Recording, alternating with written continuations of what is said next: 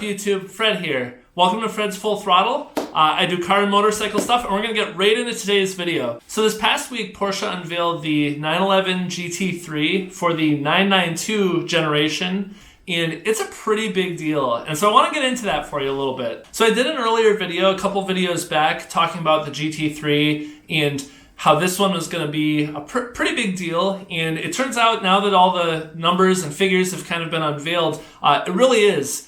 So real quick, I'm going to give you a bit of an overview on what is the GT3 and then why do we care about that? As car enthusiasts, why would you be interested in this car? So a quick rundown of some of the kind of headline numbers. It's a 4-liter naturally aspirated flat six cylinder engine, and it has a red line of 9,000 RPM, just like the previous generation. And that gives it that real high-pitched kind of wailing noise that these cars are known for. So the power figures, it's 502 horsepower and 347 foot-pounds of torque. Now, anyone who is familiar with the last car, you're going to say, hey, wait a second, that's not a big difference over the previous car. We're going to get into that in a minute.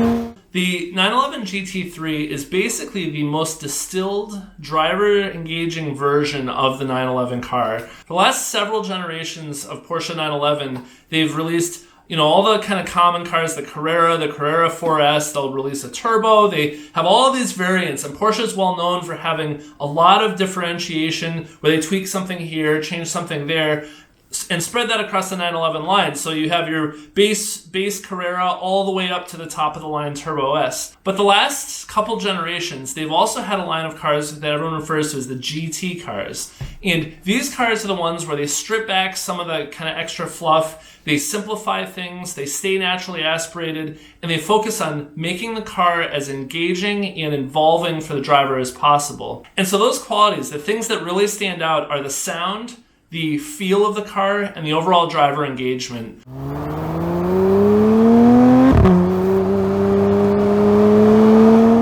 So you might be wondering, what changed? What's different about this car? As I mentioned, the overall design of the engine and the power output are very much the same. So if you look at all the dimensions of the car is the same length, it's the same width, it's within a ½ inch the same height, and other than the weight being a little bit lighter, but on paper you look and it's basically the same car. So there's got to be something else going on. Why is this car considered so different from the predecessor?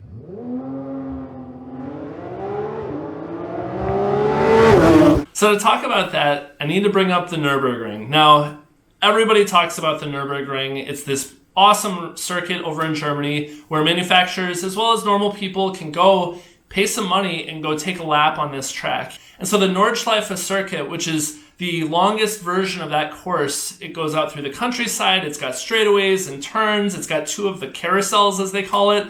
That track has for a long time been kind of the benchmark where manufacturers will test their cars, race teams will test their cars. So I think this is a good way for us to kind of show how is this GT3 different or better than the previous generation.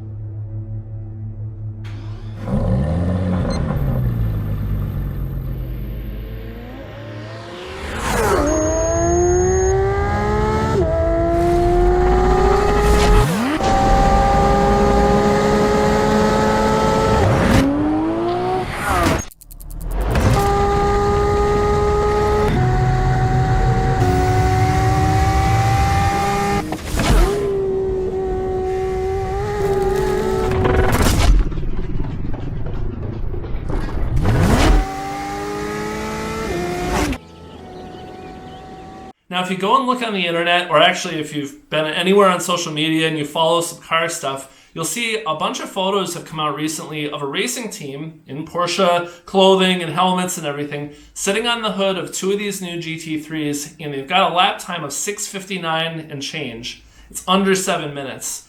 And that's pretty significant, and let me explain. So the Nordschleife Ring, it's a 12.8 mile course, and it's full of twists and turns, and it's a very, very demanding circuit. Basically, the idea is that this will shake out any weaknesses or faults in a car, because you need to be good at braking, you need to be good at accelerating, you need to be able to handle back and forth turns, there's elevation changes, there's several spots on the track where a really fast car actually can leave the ground. So it's a incredibly demanding track, and by having that distance, that 12.8 miles where you're going flat out for that entire time, there is no room for error. There's no margin there.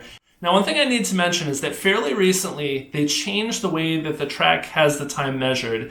Previously, there was a section of track right near the pit lane area where a car would go onto the track or come off the track where they were not timing. So you would start, go all the way around the circuit, and then you would basically end about 1/10 of a mile before you had started. And that was how they were officially judging the time. Now they're doing it where the line you cross to start the clock is also the line you cross to stop the clock. And that was that time, that 6:59 and change, which is under that 7-minute barrier, kind of that milestone time. Now, the interesting thing is that the previous generation car, when that ran its best lap time, that was under the old rules. And so the time that that car got was a 7:12.7, which is an astounding time. That's a very, very fast time. The old GT3, the 991.2, very, very capable car.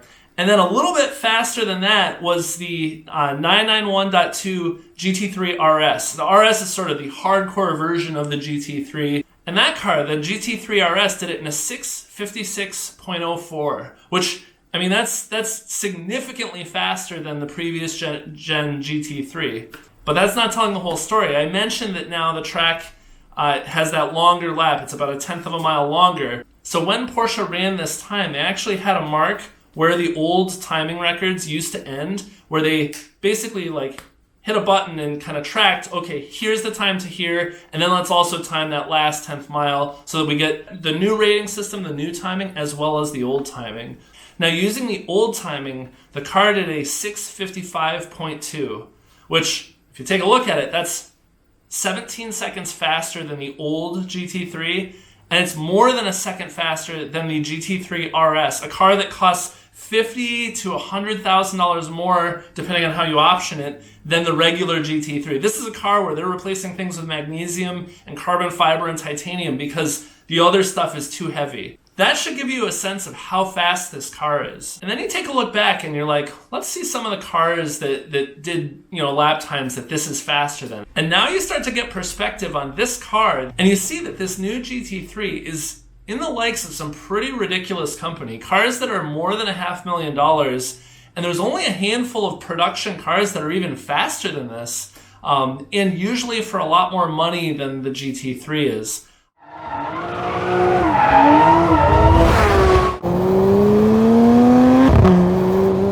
Alright, so we've established that this is a fast car, and you might be wondering, okay, so why does this matter? So why would you pick one? And there's a really simple answer to that, and that is that this is an engaging driver's car. So in today's world, you've got cars that are further and further insulating people from the driving experience. You have automation, you have driver aids, you have self-driving cars, you have things that are separating you from the driving experience. This is a car that cuts all that stuff away and goes right back to hands on the wheel, feet on the pedals, potentially a hand on the shifter if you get the manual, and feel the car around you and enjoy the driving experience. The GT3 with 500 horsepower doesn't even stand out on paper. There are a lot of things that are faster than this car in a straight line, but the real way that this differentiates is the feel in the corners. It's being able to tell where the tires are and what is the pavement doing under those tires. And when you press down on the brakes, feeling the shift in the weight in the car and how the suspension adjusts as you're going along, and things compress and things release, and having that immediate response with that naturally aspirated motor. I mean, that 9,000 redline, that is so high that the car is screaming, and since it's a light motor and there's not a lot of rotating mass, that RPM, it climbs so fast.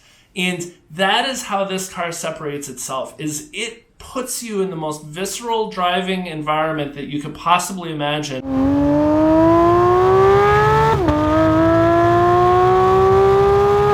And And so the real kind of key here is that Porsche hasn't forgotten about the people who really just want whatever the most engaging driving experience is. And certainly people are going to say, well, go buy an old air-cooled 911, and those were more engaging. And yeah, to a degree, those were. There was none of these electronic aids. There was none of the stuff that these newer cars have. But what do you want Porsche to do? Do you want them to say, hey, we built the best car ever, let's just stop making cars and we'll go out of business? Or do they have this desire to like, hey, what can we do with today's technology? What can we do with better manufacturing techniques? And that's what makes this special, is that they still make, there's tons of SUVs out there. Porsche's bread and butter is SUVs now.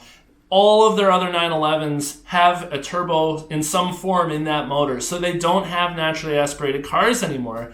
And certainly if you want that, you can go and buy an older air-cooled 911. You can buy a naturally aspirated newer 911. You don't have to buy the SUVs, but they haven't forgotten where they came from. And as long as they're able to, they're going to offer some level of car that offers that driving experience and the engagement and fun of a manual transmission until they are no longer able to, whether through emissions laws or lack of people buying them. And I really applaud them for putting out a car like this, especially in the age of electrification and self-driving it and all these super high horsepower cars, that they're not just chasing a number like, oh, we need 800 horsepower. They're saying, we're going to build the best balanced, best driving, best feeling car, and it's going to make you have fun. Whether you want to or not, you're going to have fun in one of these cars. And to me, that is what a GT car is all about. That's what the GT3 has been. And from all accounts and everything I've seen, that is what this new GT3 is.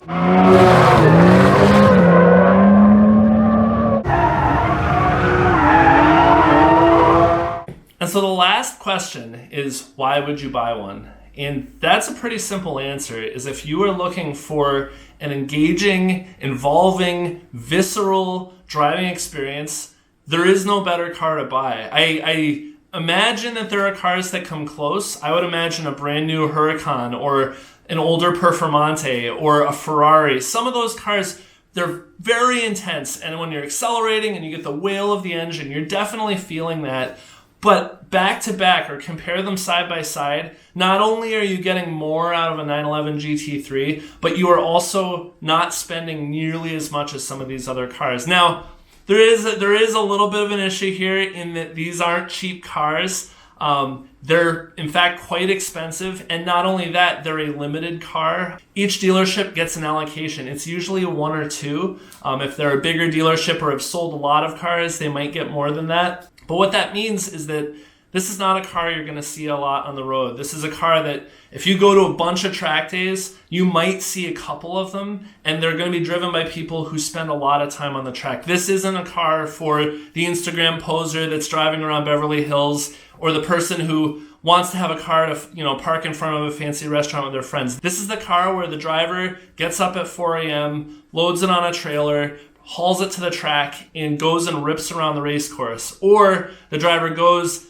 out into the mountains or down into the canyons and goes and finds those best driving roads and is there at 7 in the morning before anyone else shows up so that they can get all the turns and straightaways and driving in and have it uninterrupted and unspoiled.